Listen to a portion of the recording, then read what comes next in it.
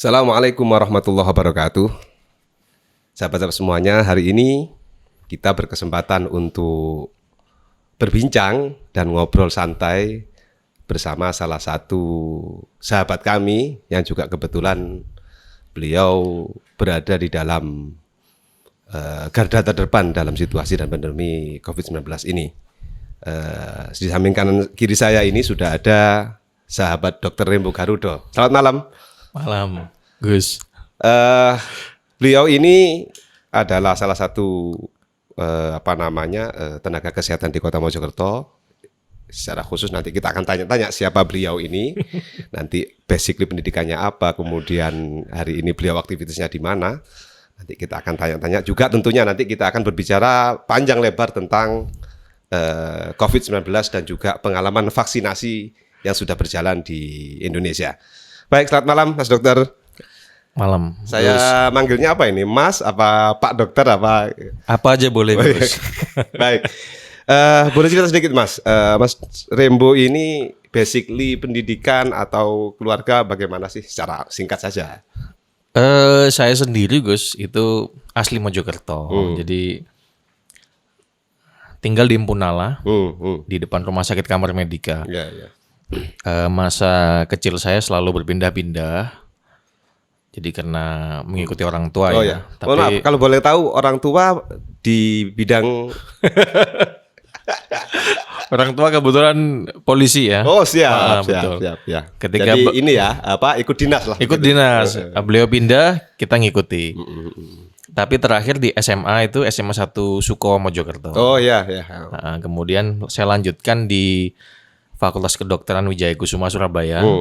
Kemudian S2 saya ambil di Airlangga Surabaya. Jadi memang ini ya, memang konsentrasi di bidang kesehatan. Di bidang kesehatan. Dokter umum apa seperti apa? Ya, saya kebetulan memanage rumah sakit, jadi Fakultas Kesehatan Masyarakat. Kemudian jurusannya Administrasi Kebijakan Kesehatan. Oh gitu, siap. Seperti itu. Saya kira ini ya, ini menjadi penting ketika kita malam hari ini kita ngobrol dengan salah satu yang ternyata juga pengelola rumah sakit. Jadi tahu persis ini nanti kita apa yang kita perbincangkan pada malam hari ini.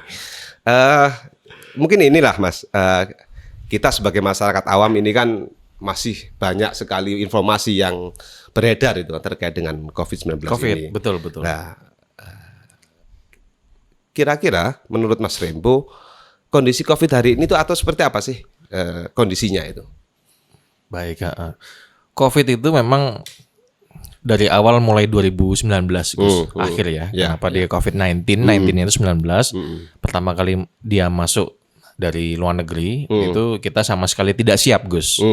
Itu yang menjadi pandemi ini berlarut-larut dan memang seakan-akan ya kita ini tidak siap. Tapi memang namanya wabah dan penyakit. Siapa sih yang siap kalau datangnya tiba-tiba gitu loh, Gus. Sama seperti kita ujian lah, Gus. Iya. Apalagi yang ujiannya besok ujian gitu ya. Jadi seperti itu kondisinya COVID. Tapi saya kira pemerintah ya sudah berusaha semaksimal mungkin. Jadi kita di awal kemudian sedikit ada kenaikan sampai hari ini Indonesia merupakan salah satu yang tertinggi memang. Betul, sampai menembus angka 1 juta lebih lah ya. 1 juta lebih. Sampai kemarin itu bukan prestasi, Gus. Iya. Tapi faktanya seperti itu, suka tidak suka, kenyataannya seperti itu. Secara umum, kondisi hari ini itu sudah mulai membaik atau masih belum membaik? Secara umum nih, menurut Mas Rembo. Kalau pandangan saya, Gus ya, ini pandangan pribadi, memang kita ini seperti fenomena gunung es. Jadi yang tampak dengan yang benar-benar ada di Indonesia tuh kita tidak bisa pastikan. Seperti saya bilang itu kapan hari itu kan prediksi BIN, prediksi pemerintah. Bahkan pemerintah sendiri. Itu BNPB ya kalau nggak salah ya. Itu meleset semua. Jadi kita tidak bisa secara pasti bagaimana kondisi saat ini. Cuman saya melihat ada titik terang. Jadi kalau sebelumnya itu kita kena banyak pasien meninggal, kita masih bingung tata cara pelaksanaannya. Jadi saya masih ingat betul itu di medio awal-awal, begitu ada pasien yang kena, Kita kebingungan Gus di rumah sakit Gus. Iya, iya. Saling lempar, artinya kita juga takut apa yang harus kita lakukan itu kita masih bingung di rumah sakit. Kita selalu belajar di rumah sakit yang lebih besar. Iya, iya. Jadi artinya memang ini ya, artinya ya kondisi mulai bisa dikontrol begitu lah ya. Meskipun belum bisa dikatakan mengarah ke terkendali gitu. Iya, betul. Tapi sekarang yang jelas dari terutama rumah sakit Kamar Medika ya. Iya. Itu kita sudah bisa menghandle pasien COVID. Oh, mantap ini. Kita merawat pasien COVID. Sudah buka melayani pasien COVID ya. Luar tapi biasa. Gedungnya berbeda ya dengan yang utama. Iya. Jadi kita pastikan aman. Oh iyalah. Untuk saya tadi nggak tanya waktu kesini. Iya. Atau kita tarik lebih khusus lagi lah Mas. Di wilayah kita, Kota Mojokerto ini, bagaimana kondisi COVID di Kota Mojokerto? Di awal memang kita mungkin masih ingat Gus, di awal-awal kita masih menjadi kota yang terakhir. Betul. Terakhir ada positifnya ya. Itu bagus juga saya kira. Walaupun mau tidak mau, suka tidak suka, akhirnya kena juga kita. Betul. Kena juga terus bertambah sampai ke zona merah. Tapi saat ini tadi saya update kita sudah bukan zona merah lagi ya.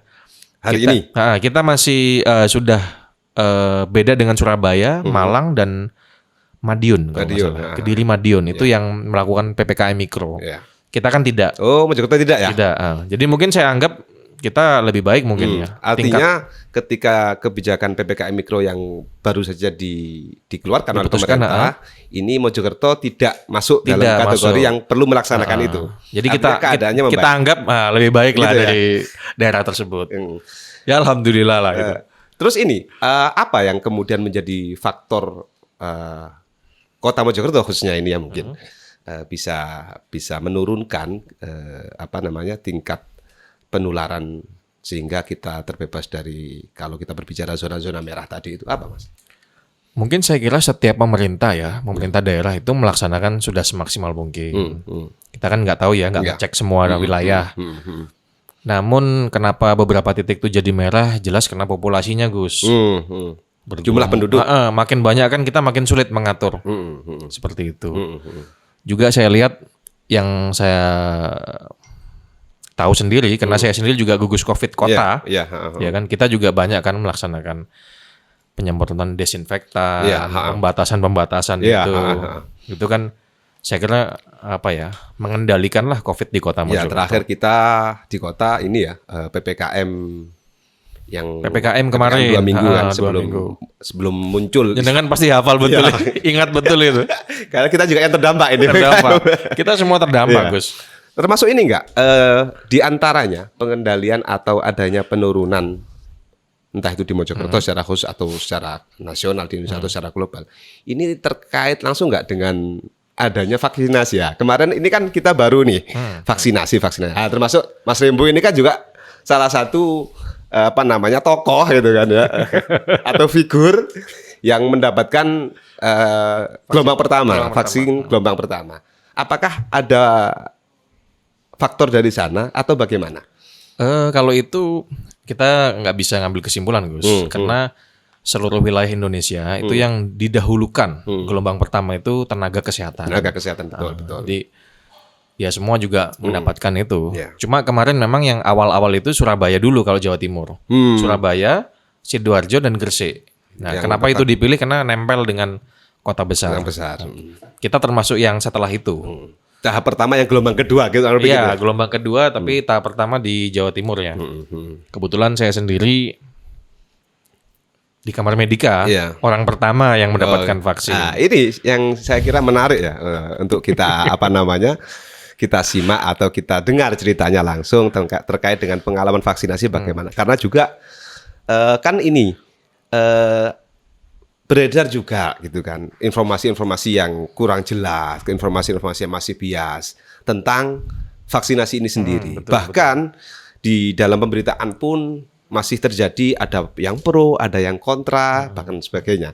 Nah ini kita perlu mendengar nih cerita dari pengalaman langsung lah Mas Rembo yang sudah pernah divaksin dan Seingat saya ini yang sudah gelombang kedua ya, artinya yang sudah vaksin kedua. Karena memang vaksin ini kan 2 kali kan. 2 kali. Bisa diceritakan Mas tentang pengalaman vaksinasi ini? Iya. Kalau vaksin sendiri Gus ya, itu memang kalau dari teknisnya kita disuntik di lengan kita kiri atau kanan itu sama sekali tidak sakit. Seandainya pun sakit sedikit sekali. Sedikit sekali ya. Kalau bisa digambarkan dulu kita kecil itu apa namanya imunisasi? Iya seperti itu. Itulah ya. Oh, ya. Bahkan ini lebih lebih tidak sakit. Seperti itu.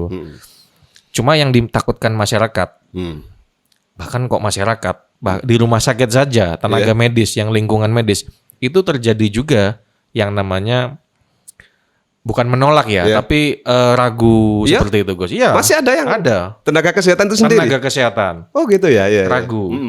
Nah makanya saya selaku pimpinan di sini memberikan contoh. Saya duluan yang divaksin. Iya. Kalau saya tidak vaksin anak-anak mungkin tidak mau vaksin. Gitu. Mungkin ya masih ragu ya.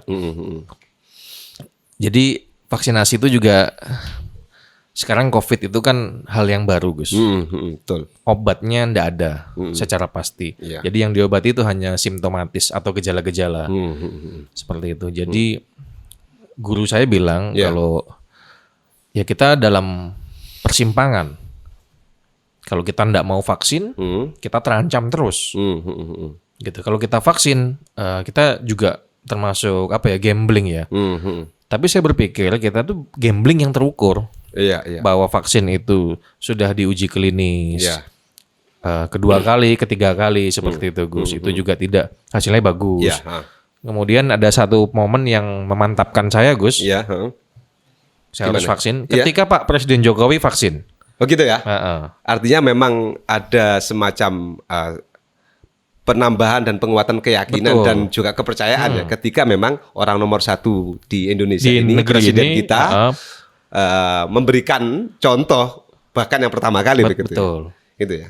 Walaupun di awal saya sudah berniat saya mau vaksin, tapi ketika beliau vaksin itu menjadi pelecut ya bagi kita semua. Apalagi beliau tidak sendiri, ada beberapa tokoh ya. Kalau nggak salah ada artis, ada dari ketua ID. Termasuk kemarin itu juga yang satu kelompok dengan Bapak Presiden kan juga ada dari pengurus besar Nahdlatul Ulama kan. NU. NU. Tetapi begini Mas, bisa nggak jenengan ceritakan tentang vaksin ini dari tinjauan medis, tapi tolong dibahasakan yang sederhana lah. Artinya biar sahabat-sahabat yang nanti melihat video ini bisa memahami secara orang awam. Ini dari sisi medis itu seperti apa sih? Semacam entah itu mekanismenya atau cara kerjanya atau bagaimana tentang vaksin ini? Vaksin itu beberapa macam Gus tipenya. Cuma yang kemarin di kita ini kan Sinovac. Yang disuntikan ke kita nih gelombang pertama. Itu semacam virus yang agak dikerdilkan. Seperti itu. Secara bagaimana dibuatnya dan itu saya kira itu peneliti lebih paham ya. Cuman kita harus meyakini, yang penting itu Gus, kita harus meyakini bahwa itu aman seperti itu. Aman ya? Aman. Okay. Hanya itu yang masalah ngefek dan tidak ngefek itu saya kira tidak ada satu orang pun yang bisa menjamin Gus. Atau paling tidak beginilah, pengalaman setelah divaksin 2 kali ini, yang dirasakan Mas Remo apa? Setelah vaksin ya? Iya, setelah vaksin. Iya, tadi belum bilang ya? Iya, belum ini. Setelah divaksin tadi ya dua kali ya. Yang pertama itu saya rasakan langsung mengantuk. Ngantuk. Jadi efek langsung itu setengah jam setelah divaksin itu saya langsung mengantuk. Tapi masih bisa kita tahan ya, masih aktivitas. Kemudian lapar. Lapar ya? Lapar. Itu banyak dirasakan oleh teman-teman yang mendapatkan vaksin pertama. Ini. Ya kayak semacam inilah ya. Biasanya juga kan obat-obat umum itu juga kan biasanya kan salah satu efeknya kan biasa begitu kan. Ya mungkin atau apa. Kemudian di hari ketiga atau keempat itu badan terasa capek aja Gus. Yang saya rasakan. Ya hanya itu aja. Gitu ya. Kalau yang kedua kebetulan setelah vaksin kedua itu tidak ada sama sekali. Malah tidak ada efek tidak yang dirasakan tubuh gitu ya. Tidak ada gejala yang timbul setelah vaksin kedua. Jadi ya alhamdulillah lancar-lancar. Jadi jangan sampai di sini saya sampaikan jangan sampai kita semua itu takut dengan vaksin. Nah ini saya kira yang penting untuk kita kita pegang gitu kan. Iya, teman-teman penonton siapapun yang melihat ini, saya harap jangan takut. karena banyak pro dan kontra Gus, baik Iya, sisi betul. kesehatan dan yang lainnya itu Betul, waduh betul. tambah nanti tambah Iya. susah itu. Iya. Artinya ini kita sudah mendengar sendiri itu kan bagaimana Mas Rembo pengalamannya tentang di vaksin. Divaksin. Ternyata memang ya ini adalah sebuah upaya, ya minimal upaya yang bisa kita lakukan hari ini kan, Betul, begitu Gus. kan. Karena memang semuanya masih apa namanya belum ada jawaban pasti Betul. tentang bagaimana Harapan COVID ini. saya Gus, Iya, gimana? kita semua itu bukan hanya menjadi apa ya? Bukan hanya menjadi orang yang mau divaksin, tapi kita sebisa mungkin menjadi orang yang promosi ke lingkungan. Siap. Bukan hanya tugas pemerintah Iya, untuk memerangi COVID, tapi kita semua, tokoh-tokoh masyarakat, tokoh pemuda. Sekarang ini banyak orang yang nyinyir gitu loh. Itu kan malah melemahkan ya. Nah, di saat-saat seperti ini, pandemi ini kan kita terlihat Gus, Betul. kita harus bersatu Iya, dalam iya. kondisi yang sangat tidak menguntungkan ini. Nah, sebisa mungkin kita harus bersatu, bukan hanya pemerintah, bukan hanya tugas pemerintah daerah, Iya. ya, mulai dari gubernur, wali kota, presiden, bukan hanya mereka, tapi kita semua promosi bagaimana melawan COVID ini bersama-sama. Salah satunya adalah dengan mengikuti vaksinasi. Nanti kalau program itu sudah sampai kepada masyarakat kan begitu. Artinya begini, penegasannya adalah vaksin satu aman. Yang kedua, ini adalah upaya yang bisa dilakukan hari ini. Betul. Kemudian yang ketiga bahwa ya vaksin ini secara gejala atau apa namanya dampaknya ya tidak ada dampak yang ini ya yang perlu dikhawatirkan begitulah. Betul.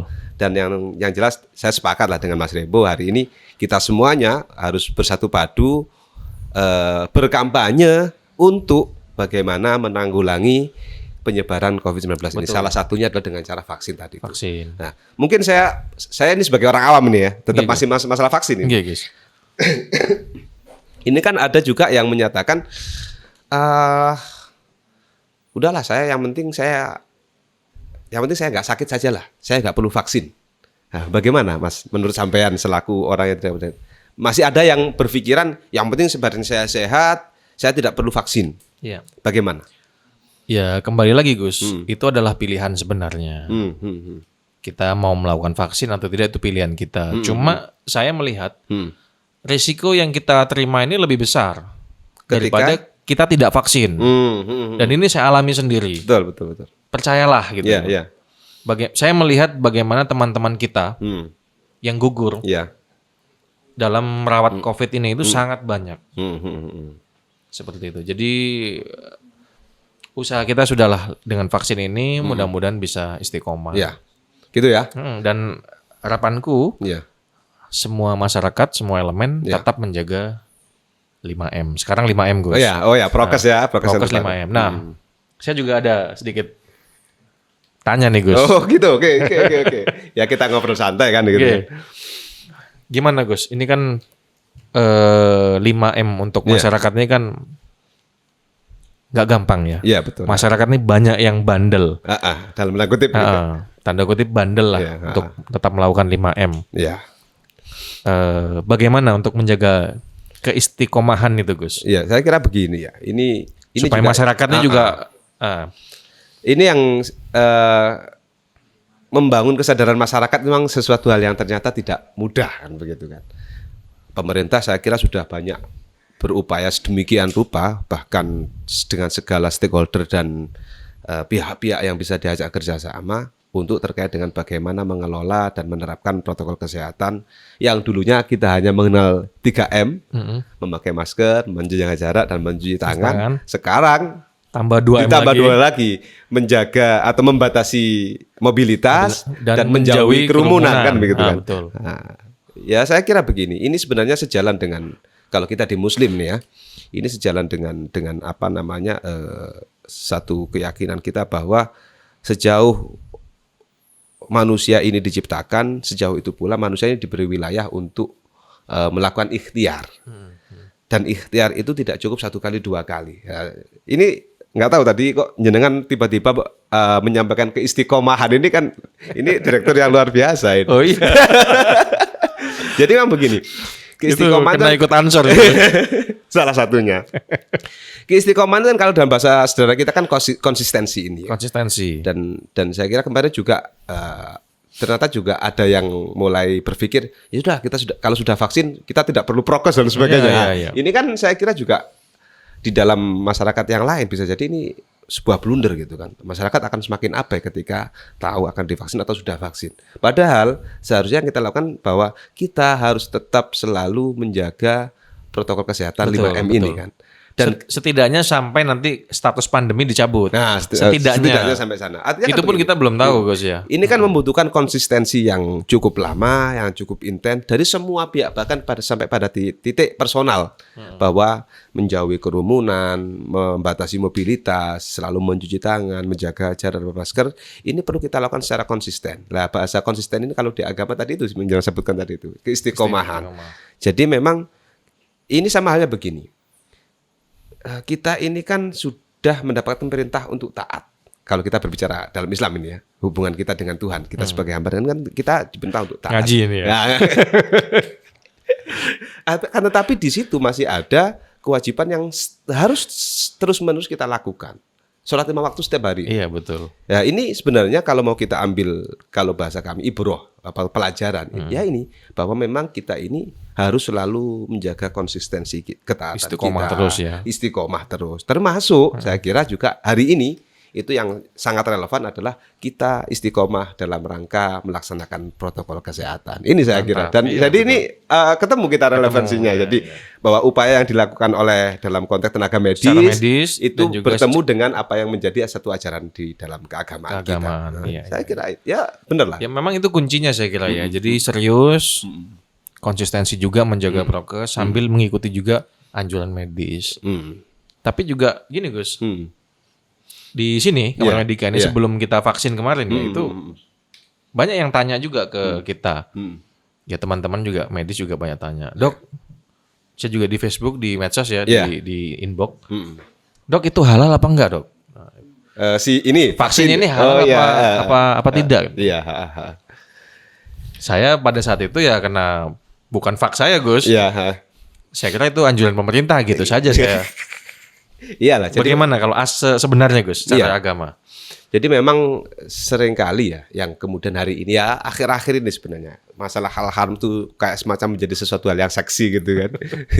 Tetapi memang itu perlu kita cerahkan atau perlu kita tegaskan kepada masyarakat bahwa di dalam konsep keberagamaan kita ini kita menganut dengan apa yang menjadi salah satu bentuk perintahnya adalah taat kepada pemerintah kan begitu kan. Artinya di antara ketaatan kita dalam hal keagamaan adalah salah satunya adalah taat kepada pemerintah. Dan saya kira pemerintah Indonesia juga tidak mungkin kemudian serta-merta atau sembrono dalam rangka khususnya ketika menyikapi berbagai masalah keagamaan. Termasuk di antaranya yang juga menjadi satu hal yang krusial adalah masalah halal haram kan begitu. Makanya kenapa kemudian ada BPOM, kemudian di dalam kelembagaan negara kita ada Majelis Ulama Indonesia atau MUI yang diberi kewenangan oleh pemerintah untuk memberikan status sesuatu apakah itu halal dan haram. Jadi sebelum nanti kita berbicara atau menjustifikasi vaksin ini halal apa haram, kita harus paham di sana dulu gitu maksud saya. Dan kebetulan dan juga saya kira ini juga sudah disikapi oleh pemerintah secara baik gitu kan. Vaksin ini sebelum kemudian didistribusikan kepada masyarakat, meskipun masih dalam tahap beberapa gelombang-gelombang ini, itu kan pasti melalui BPOM, kemudian diujikan di dalam Majelis Ulama Indonesia, dan juga saya kira Nahdlatul Ulama sendiri pun yang menjadi payung besar kita itu juga menyikapi hal itu dan sudah memastikan itu bahwa vaksin ini adalah sesuatu yang sudah dijamin kehalalannya. Nah, ini yang penting untuk perlu kita pahami bersama ya. Jadi kadang soalnya begini juga kan, masyarakat banyak itu katanya begini, bahannya dari begini gitu kan. Saya ingat betul itu tahun berapa itu zamannya Gus Dur itu mempermasalahkan pabrik yang salah satu di Mojokerto ini, pabrik penyedap rasa itu kan. Itu kan juga begitu kan. Ada bahannya itu. Nah, itu kan ada bahannya itu dan betul sebagainya. Gus ya, ada bahannya ya. Ya, jadi kan begini. Dari hewan yang menurut dalam konsepsi keberagaman Islam itu adalah sesuatu yang diharamkan. Tetapi kan begini, di dalam kaidah fikih itu kan tidak cukup kita hanya melihat dari asal sumber ininya, tetapi bagaimana sudah kemudian hasilnya kan begitu. Karena nanti bisa jadi berbeda kan begitu. Lah yang kemarin kemudian kan Gus Dur dengan ya saya kira orang NU sudah selesai lah dalam masalah bagaimana kita melihat hukum, bagaimana kita bagi yang rileks itu pasti bisa, tapi kan kita masyarakat juga banyak yang kritis ya Gus ya. Jadi bisa kita simpulkan bahwa itu halal ya Gus. Halal, dipastikan halal. Dipastikan halal. Kalau jadi masyarakat bisa tanpa ragu lagi. Betul. Yang hari ini mungkin masih itu walaupun semua jenis vaksin kan ada beberapa yang masih dan saya kira kan nanti juga pemerintah kan pasti membawa kebijakan kan. Kalau gini gimana Gus? Ini pertanyaan saya serius ini, pribadi ini. Misalkan ada suatu penyakit ya, ada suatu penyakit, obatnya atau vaksinasinya hanya ada dengan bahan baku hewan yang haram. Yang diharamkan. Ini misalkan perumpamaan. Itu bagaimana secara Islam? Apakah kita tetap boleh memvaksin dengan itu, dengan ini kan pandemi ya misalkan gimana Gus? Nah ini juga yang saya kira akan menjadi penegasan bahwa di dalam keislaman kita ini ada aturan-aturan hukum yang itu dirangkum dalam yang namanya kaidah fikih gitu kan. Jangankan itu obat itu kan. Kalau obat ini sudah masuk sangat penting ya.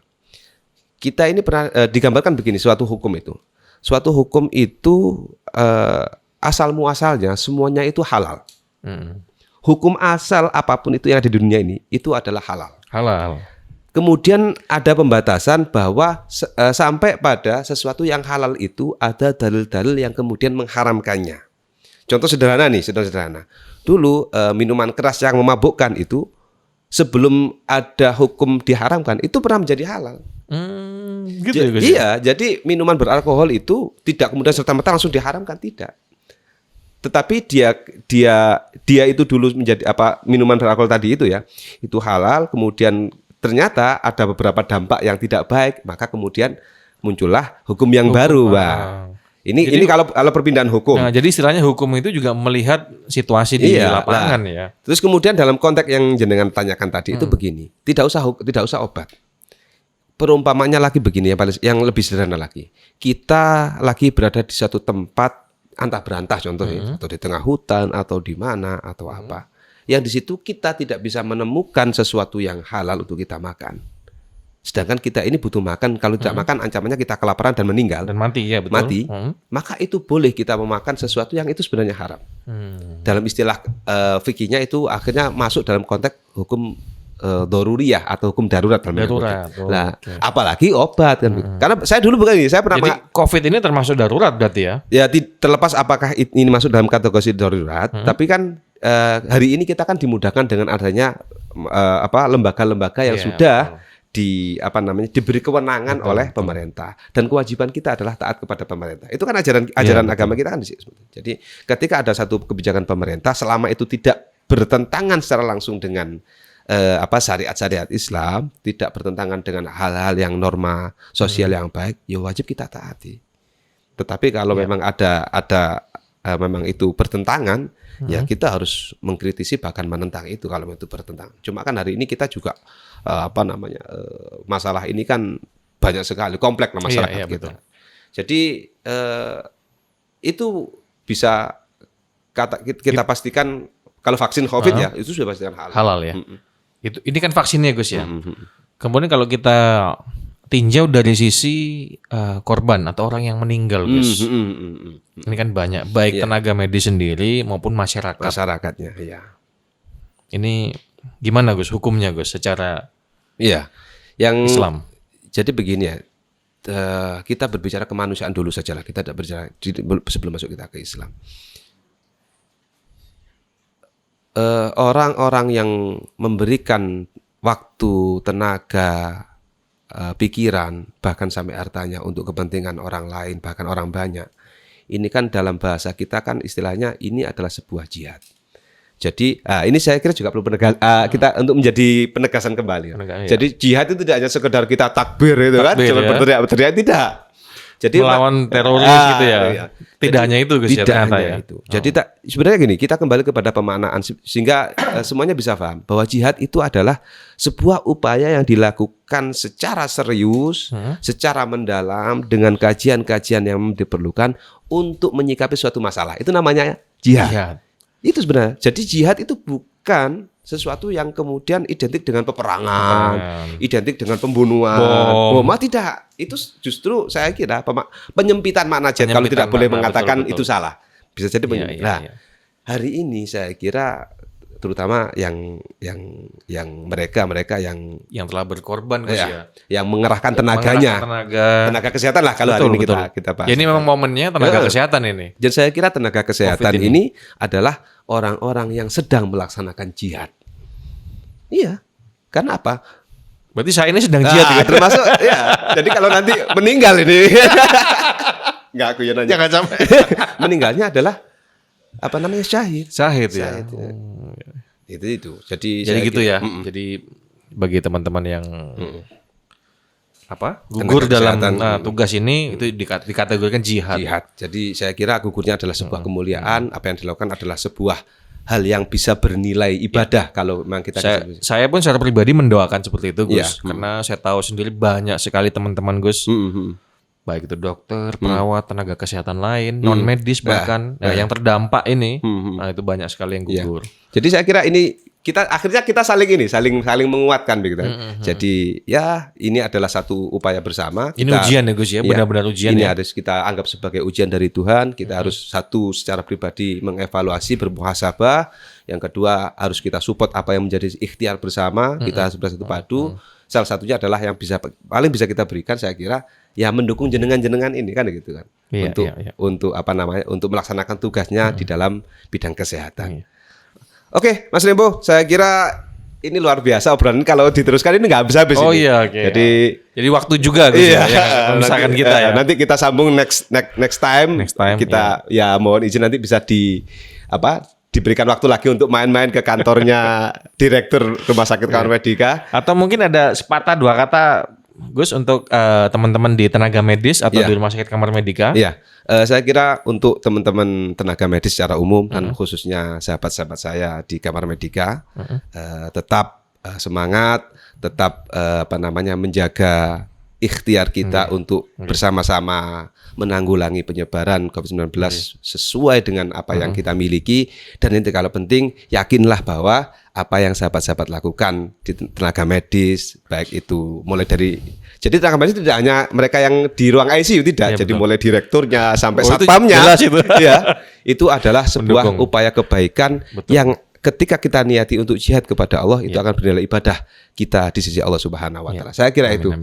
Baik, terima kasih Mas Rembo, obrolan yang luar biasa. Mudah-mudahan nanti kita bisa bertemu lagi. Sudah datang ke Rumah Sakit Kamar Medika. Siap, terima kasih.